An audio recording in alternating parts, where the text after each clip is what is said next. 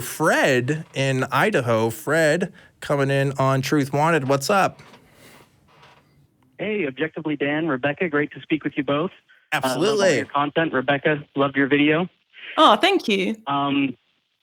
Yeah, thank you.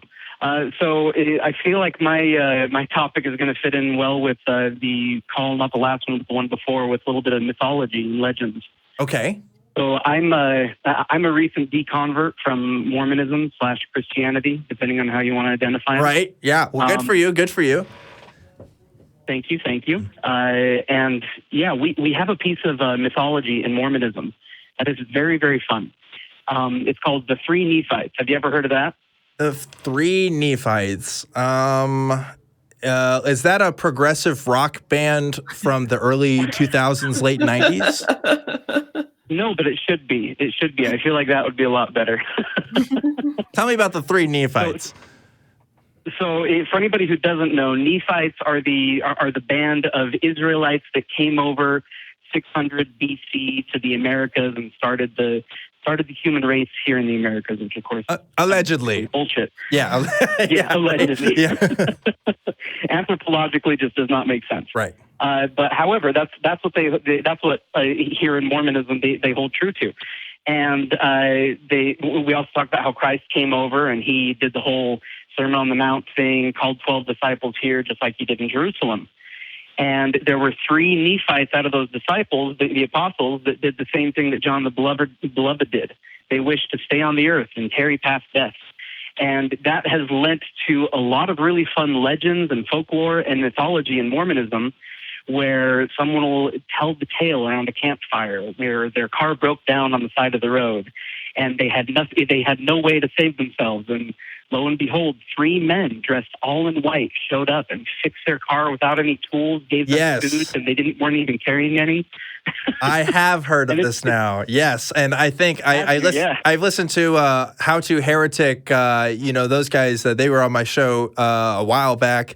Yeah, that's a Mormon bit, a little trivia that I think I've heard before. And it's just kind of, well, from my understanding, it is a folk legend that still kind of appears today in people's circles, where people will be like, well, in the same sense that people will be like, oh, someone was there to help me, like that, this is a miracle, or this happened. They'd be like, it's the legend. The legends are true. I saw the Nephites or whatever, right? Like that's kind of how it works.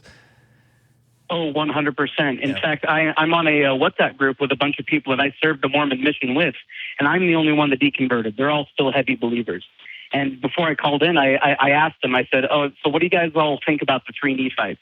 And the pattern that conversation went is the same pattern I see whenever I talk to Mormons about it. It always starts out as a joke.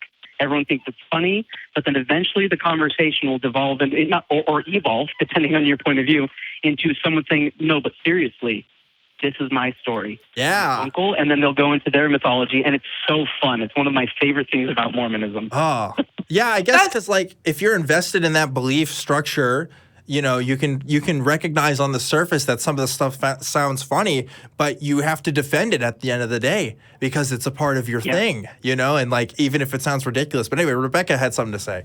Oh, no, I was just going to say it's a really interesting observation about that pattern of when you bring up, so last summer, me and Kat, for the podcast, we went to investigate Rendlesham Forest, which is a place where there was a big UFO flap some time ago. And we were talking to local people there about it, trying to get some idea of how seriously people took this whole UFO thing, because it's kind of what their area is famous for.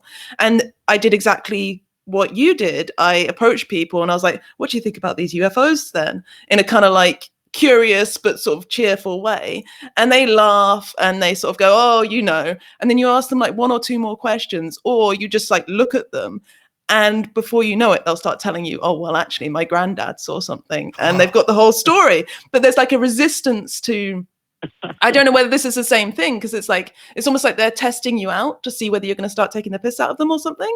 And then if you seem like you're not, they will open up and tell you the story that they've heard. And they clearly enjoy telling it. And it's often hard to tell how much they're telling you the story because they believe it versus how much they just enjoy the telling of a tale.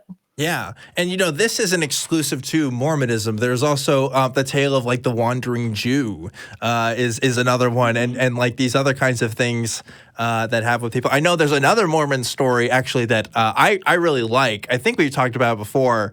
The idea that Cain was still wandering the earth. And there was a Mormon prophet, I believe, who said that he saw it one time, and and he's supposed to be like hairy and stuff. So like the idea was what he saw was Cain, which is also Bigfoot. Yeah, which is. Yep. It all makes sense. That's part of it. I think it's great. I mean, like, yeah, cool, whatever. Like, it's just incorporate Bigfoot into your religion. Why not? So. And just a quick point. I know you got other calls to move on to, but just a quick point on that Bigfoot. One of my favorite parts about it is it's still perpetuated because it was put into this one book that's all about forgiveness.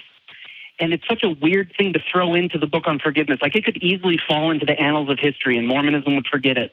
But a prophet in like the 70s decided to put it in his book about forgiveness just as a side story. Because of that, we can't let it go. It's like, well, it was only in the 70s. He said it again. It's got to be true. And so it continues on. And it makes my heart sing. I love it. Of course. So, Fred, I got to ask you, though. So, like, when you are talking to people about this stuff, because obviously, I mean, you used to be a believer, so you have that connection to the culture.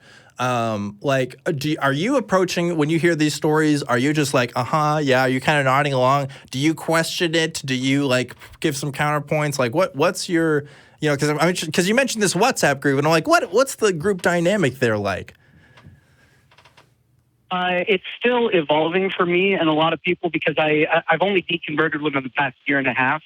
And so a lot of people are very aware of it, but they don't know if I'm like, is he an angry ex-Mormon? Is he an angry atheist? And I try not to bring that into my interpersonal relations. I do all that on Twitter. So because of that, I feel like a lot of people are a little bit more open to talk to me about it. Learning a lot of charitable listening from watching all the ACA shows. Eric Murphy's been helping me a lot with that. But all of you are just fantastic with it. So it definitely helps with the dynamic, to answer your question. Cool. I do joke about being an apostate, but in very lighthearted terms. And I don't try to directly attack anybody, and that definitely helps. Yeah, because like my understanding is there is a narrative about ex-Mormons similar to ex-Christians that like you just are wandering away from the faith, and like I know that's probably something kind of hard to navigate because like I obviously you're telling your side of the story, and I don't know if your friends and other people are going to be open to that because they have a stake in their own beliefs, and that makes these kinds of conversations hard. So I was just curious on how you deal with that. I'm glad that you at least have some conversations with your friends and stuff, and at least the ones that do know about it, you're still talking to. So because sometimes it's not the case, and it's really sad when that happens. So good for you, Fred. Good for you. Yeah, most definitely. Well, Rebecca, did you have any final thoughts here? No, just great story. I'm going to Google it. Yeah. Three Nephites, I guess. Not prog rock band from late 90s, early 2000s, but something else. Fred, thanks again for calling into the show, bud. And we'll see you next time when we